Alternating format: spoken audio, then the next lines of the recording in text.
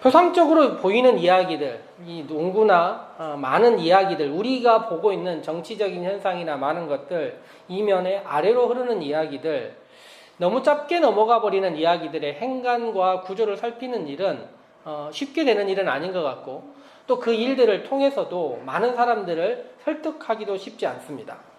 그렇지만 우리의 일상도, 우리가 살고 있는 사회상도, 혹은 우리가 살아온 역사도, 성경도 이런 흐름을 이해하는 것은 약간은 피곤합니다. 구조를 이해하는 일들, 단순해 보이는 이면의 이야기를 이해하는 일들이 우리에게 필요하긴 합니다. 사도행전을 읽어보면 이런 구조를 잘 이해해야 읽히는 성경들이 있는데요. 바울이 3번 전도 여행을 했던 이야기가 특별히 조금 복잡합니다. 숫자가 바울이 서너 번 여행을 했다고 하는데 이게 약간 복잡할 수밖에 없는 것이, 마지막에 4번째 바울이 로마로 떠나는 이야기를 전도 여행으로 볼 것인가 말 것인가, 이게 학자들 사이에 약간 의견이 분분합니다. 그래서 3번의 전도 여행, 그리고 4번째는 4번째 전도 여행이라고 하지 않고 그냥 마지막 여행이라고 부르기도 합니다. 어쨌든 이 서너 번의 여행이 있는데, 오늘 우리가 읽은 오늘 본문 17장의 이야기는 그 이야기 중에 2번째 여행에, 그것도 한가운데 있는 이야기입니다. 13장부터 시작해서 바울이 전도 여행을 하는데요. 처음에는 바나바와 사울이라는 2 사람으로 시작합니다. 진행하다가 사울이 바울이 되고, 또 주도권이 바나바와 사울에서 바나바와 바울, 바울과 바나바로 바뀌는 상황이 생깁니다. 그래서 14장이 끝날 때쯤 되면 이 바울이라는 사람이 이 전도 여행을 주도하고 있다는 것을 알 수 있게 됩니다. 그리고 3번째 여행은 2번째 여행과 겹쳐지는 부분, 또 예루살렘에서 있었던 이야기들과 겹쳐져서 어떤 하나의 이야기를 명확하게 설명하기가 쉽지가 않습니다. 그런데 2번째 여행은 잘 몰라서 그렇지 알고 나면 되게 단순한 구조로 이루어져 있습니다. 제가 한번 간단하게 도시들 위주로 이야기를 드리자면, 빌립보, 데살로니가, 오늘 우리가 읽은 베레아, 그리고 그 다음에 아테네와 고린도, 이렇게 5개로 이루어져 있어요. 성경 이야기들 가운데서 이 5개 이야기들의 이야기를 성도님들이 생각보다 설교 사이에 많이 들었습니다. 그리고 더군다나 우리들은 바울 서신으로 들었던 이야기가 이 중에 3개나 있는 것을 알 수 있습니다. 빌립보도, 데살로니가도, 고린도도 바울이 그곳에 교회에 편지를 보냈기 때문입니다. 즉 우리는 상당히 잘 알고 있는데, 이 이야기도 알고 있는데 구조적으로 잘 이해하고 설명해 보지 않았기 때문에 뭔가 약간 놓치고 있는 부분들이 있다는 것입니다. 성경을 단순하게 한 곳 한 곳을 떼어서 읽다 보면 이게 되게 쉽구나라고 생각할 수 있겠지만, 여러 도시들을 함께 읽는 일은 약간은 고민의 여지가 필요합니다. 그리고 이게 마케도니아 혹은 그리스 지역에 살고 있는 사람들인데, 이 사람들이 각각의 도시가 뭔가 약간 차이가 있고 다르다는 것 또한 알 수가 있게 됩니다. 우리가 얼마 전에 수요 성경 읽기를 할 때 이 부분들, 바울의 여행기를 한참 읽었는데 한 성도님들이 이야기를 하셨어요. 그쪽 지리에 대해서 조금 더 잘 알면 이해하기 쉬울 텐데 너무 낯설고 너무 어렵다, 이런 이야기를 하셨는데, 저 또한 이곳 지리가 익숙한 지리는 아닙니다. 그래서 설교를 위해서도 그렇지만 그 이전에도 바울 서신을 읽을 때 여러 책들과 지리책들 놓고, 역사책들 놓고 이것을 읽었었는데요. 읽을 때 가장 중요한 것이 같은 나라라고 해도 각각의 도시들과 지역들이 약간은 차이가 있다는 것을 기억하면 좋겠습니다. 예를 들어 우리나라도 서울과 강원도 혹은 충청도와 전라도, 경상도, 제주도가 다르다는 것쯤은 사람들이 알고 있습니다.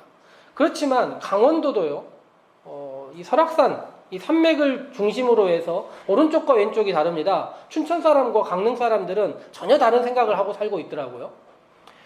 경상도도 그렇습니다. 대구 사람들과 부산 사람들이 같은 사투리를 쓴다고 외부 사람들은 느끼지만 자신들은 전혀 다르게 쓰고 있습니다. 전라도도 그런데요. 이 전라도 사람들의 억양이 세다고 그러는데 전라남도의 이야기입니다. 전라북도 사람들은 충청도처럼 부드럽습니다. 이처럼 각각의 지리적인 환경과 역사적 환경을 알고 나면 사람들도 약간 다르다는 것이고, 성경도 그렇습니다. 그런데 성경을 읽다 보면 사도행전은 이 지리적, 역사적 환경과 또 함께 오늘 기도자가 열심히 이야기하신 것처럼 성령의 감동이라는 것이 이들 사이에도 내렸습니다. 그러다 보니까 사도행전에서 성령의 이끄심과 이들의 각각이 살아온 환경과 어떻게 만나느냐.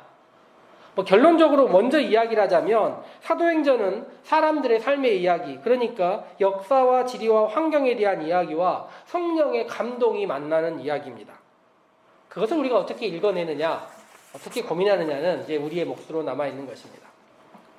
먼저 이야기 드린 대로 이 바울은 두 번째 전도 여행을 시작할 때는 아시아에서 시작해서 이스라엘 북쪽 지역을 다시 순회하기 원했었는데 이 건너편, 바다 건너편 유럽에서 자신을 부르는 음성을 듣고 건너갑니다. 그리하여 빌립보, 데살로니가, 베레아, 아테네, 고린도라는 지역을 순회하고 있습니다. 이게 16장부터 18장까지 적혀있는 이야기인데요. 바울이 건너가서 만나는 도시들 이야기를 잠깐 해보자면 첫 번째 만나는 도시가 빌립보라는 도시입니다. 이 도시는 군인들의 도시로 알려져 있는데요. 이름만 들어도 뭔가 약간 군인들의 도시라고 하니까 뭔가 분위기가 느껴지지 않습니까? 이 도시의 분위기를 잘 알려주는 사건 하나가 있었는데요. 바울이 그 도시에 빌립보에 갔을 때 점치는 귀신 들린 한 사람, 이 사람을 종으로 부리는 주인이 있었습니다. 구조가 굉장히 억압적이지 않습니까? 점치는 귀신 들린 사람이 있는데 그 사람을 종으로 두고 누군가가 이 사람을 이용해서 돈을 벌고 있었다는 것입니다. 성경이 많은 것을 이야기해 주진 않지만 이 하나의 이야기만으로도 도시 분위기를 충분히 이해할 수 있을 것 같습니다. 어떤 억압과 어떤 착취가 있을지 군인들의 도시에 말입니다.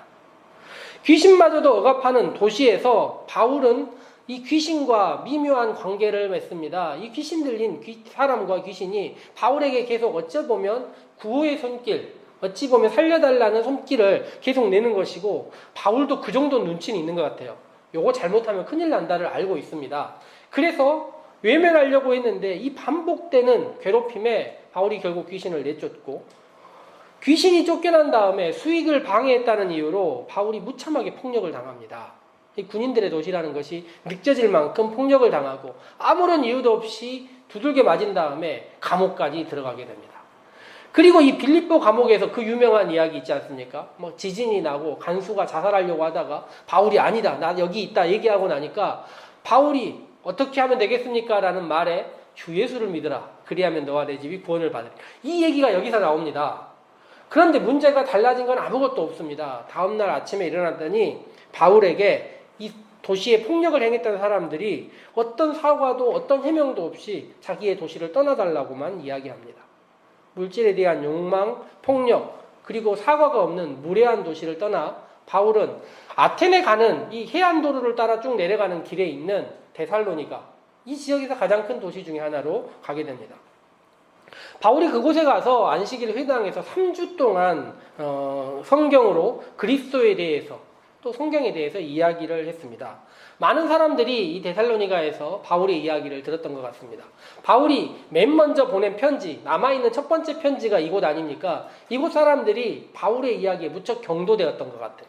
그래서 많은 사람들이 바울과 실라를 따랐다고 했는데, 그리고 그리스 사람들, 즉 헬라 사람들도 바울의 이야기를 듣고 무엇인가 메시지 안에서 깨달음이 있었다고 합니다. 그렇지만 일부 유대인들이 시기와 질투로 바울과 실라를 향하여 린치를 가려고 합니다. 위험한 자리는 피했지만 바울과 실라는 그 도시를 떠나야 합니다. 그리고 정상적으로 도시를 따라서 길을 따라간다면 이제 바울이 갈 다음 도시는 아테네입니다. 빌립보와 데살로니가에서 바울이 지냈던 기간이 얼마나 되었을까요?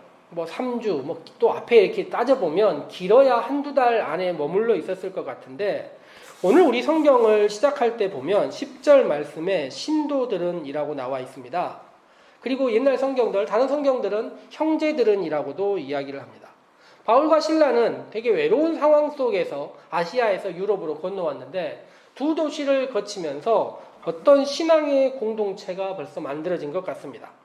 추후에 보니까 교회를 세우고 무엇인가 신앙의 모임이 있었던 것 같은데, 그 기간 안에서 고난이 단지 어려움만을 주는 것이 아니라 어떤 우정과 새로운 관계, 신앙의 공동체를 만들었던 것 같고, 이들은 바울을 어떻게든 더 복음을 전할 수 있는 다른 방향, 바울의 취지를 이해하기 때문에 어디로 보내야 된다고 생각했던 것 같습니다.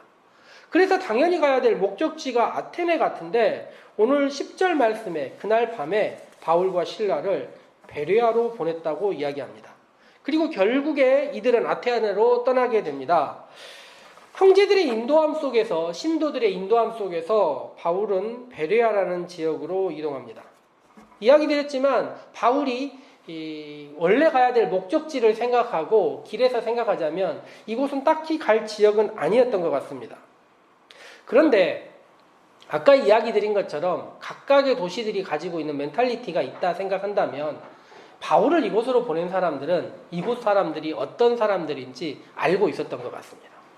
그래서 바울은 빌립보에서 물질적 욕망과 감정에 휘둘린 사람을 만났었고, 데살로니가에서 무엇인가 결실을 맺으려고 할 때 선동과 타인을 함부로 대하는 사람들을 만났는데, 베레아에는 뭔가 다른 무엇이 있기 때문에 사람들이 바울을 이곳으로 보낸 것입니다.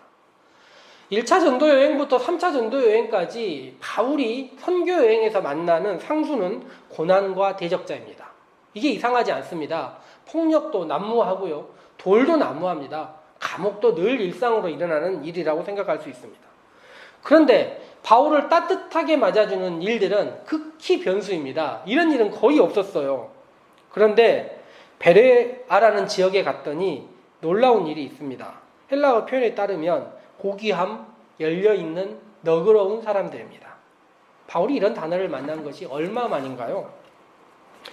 베레아의 유대 사람들은 다른 지역의 유대 사람들보다 더 고상하고 열린 사람들이어서 기꺼이 말씀을 받아들이고 그것이 사실인지 알아보려고 날마다 성경을 상고했다, 묵상했다.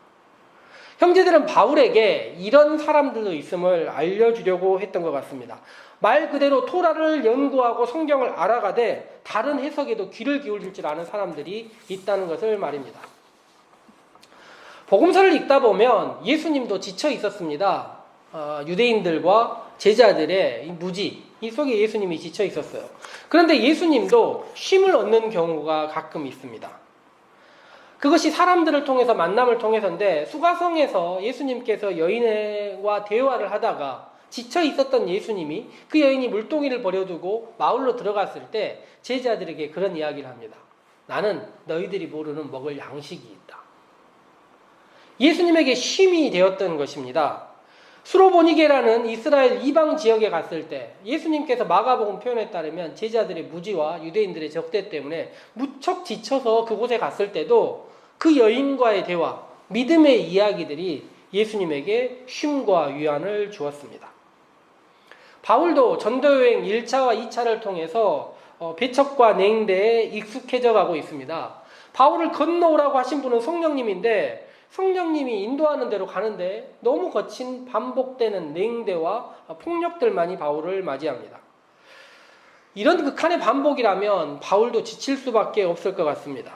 바울을 성격을 보니까 나중에 고린도전후서 성경 읽어보면 짜증을 내는 사람입니다. 힘들면 힘들다고 얘기하는 사람이에요. 그런데 이 베레아라는 지역에서 바울이 누군가를 만난 다음에 그 이후에 아테네에서의 냉대와 고린도에서의 사람들의 이 변덕들을 모두 이겨내고 있는 모습들을 볼 수 있습니다. 베레아 사람들은 자신들이 이미 알고 있는 사실에 대해서 다르게 말하는 사람이 있어도 열린 마음으로 받아들이고 그것에 대해서 생각하고 그것을 받아들일 때 자존심이 상하지 않는 사람들입니다. 이것이 성경 말씀을 받아들일 때 우리가 마땅히 받아들여야 되는 마음가짐입니다. 만약 성경을 읽으면서 우리가 성경 안에서 누군가가 변화되고 바뀌는 모습들을 봤을 때 우리도 이런 모습을 가져야겠다라고 생각할 때 저는 대표적으로 가져야 될 모습, 그리고 우리도 조금만 실천을 한다면 가능한 모습이 이 베레아 사람들의 이야기가 아닐까 생각해 봅니다. 말씀과 함께 너그러워지고 말씀과 함께 열려지고 말씀과 함께 고상해지는 태도 말입니다. 지금 한국 사회를 살아가는 우리 신앙인들과 가장 대척점에 있는 이야기가 이 얘기가 아닐까 생각해 봅니다. 바울은 2차 전도 여행 중에 이동했던 장소들, 그 장소들에게 애정이 있었던 것 같습니다. 힘든 여정에 그곳에 교회를 세우기도 했고 사람들도 많이 만났었는데요. 나중에 바울 서신들을 보면 2차 전도 여행지에 보낸 편지가 많습니다. 우리가 알고 있다시피 빌립보서, 데살로니가 전후서, 고린도 전후서까지, 그리고 나중에 2차 여행과 3차 여행 전도에 맞물려 있는 에베소까지 거의 2차 전도 여행에 맞물려서 바울은 편지를 보내고 그들과 교감했습니다. 그런데 바울이 보낸 편지 중에 왜 베레아의 편지는 없을까요? 이렇게 좋은 사람들인데, 이렇게 관대하고 너그러운 사람들인데 말입니다. 나중에 추후에 바울이 예루살렘에 갔다가 다시 로마로 가는 여정을 보면 이곳은 바닷가에 있는 마을도 아니어서, 도시도 아니어서 바울이 그쪽 사람들을 만날 일도 없었던 것 같습니다. 베레아라는 말이 사도행전에서 이곳 이후에 나오는 유일한 이야기는 20장에 예루살렘으로 떠날 때 바울이 7명의 사람들과 함께 했는데 그 첫 번째로 언급된 사람이 베레아 사람 브로의 아들 소바드라는 사람입니다. 아마 베레아 사람들은 이 소바드를 통해서 지속적으로 바울이 어떤 여정을 겪었는지 아마 들었을 것입니다. 그렇지만 아마 베레아 사람들은 바울의 편지를 받지 못했을 것 같습니다. 바울은 그런 사람입니다. 가까운 사람들, 잘 되고 있는 곳에는 편지를 쓰지 않아요. 그런데 말입니다. 바울이 편지를 보내지 않았다고 해도 이 베레아 사람들은 서운해할 사람들처럼 여겨지지는 않습니다. 그들은 고상하고 열려있는 사람들입니다. 바울이 어떤 상황 속에 있는지 누구보다 잘 알만한 사람처럼 저는 생각이 들었던 것입니다. 그래서 혹시라도 말입니다. 제가 추후에 그리스로 여행한다면 이 올림포스 산 밑자락에 자리 잡은 이 작은 도시 베레아, 지금 베리아라고 불리는 이 도시에 한번 가보고 싶다, 그런 생각이 들었습니다. 우리가 알지 못하는 도시가 주는 힘과 지역이 주는 힘과 환경이 주는 힘이 있다면 그 힘과 함께 성령이 주는 어떤 감동이 있어서 그들은 이렇게 고상하고 열린 마음으로 낯선 사람들을 받아들일 수 있었는가 생각해 보고 싶은 것입니다. 그리고 생각해 보자면 그곳이 아니더라도 우리가 살고 있는 우리의 삶의 지금의 현장이더라도 우리 또한 그런 고상함이 가능하지 않을까, 열린 마음이 가능하지 않을까 생각해 보는 것입니다. 세상 사람들 모두 다 빌립보와 데살로니가와 아덴처럼 그런 마음가짐을 가지고 살고 있지만 우리들은 신앙생활을 하다 보니 우리 주위에 아직도 너그럽고 열려있는 마음의 신앙인들을 함께 만날 수 있고 이들이 우리 공동체 안에 있으며 우리들은 서로서로의 힘을 주고 쉼을 줄 수 있는 존재로 살아가고 있는 것입니다.